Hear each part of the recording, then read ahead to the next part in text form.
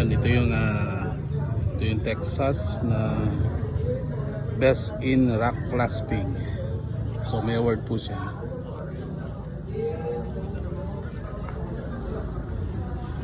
Ganda ng ano niya. Ganda ng base niya, yung kapit niya sa bato. Ang lalaki na nahugat. Ang ganda na talaga.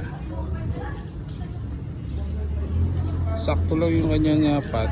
Hindi siya malaki, hindi maliit. Sakto lang.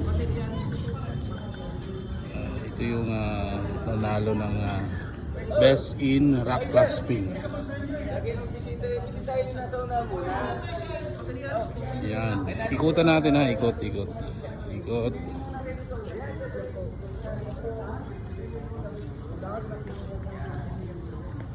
Sus, ang ganda. Ibang klase. Sa ganda. Ganda lang halaman nyo din doon.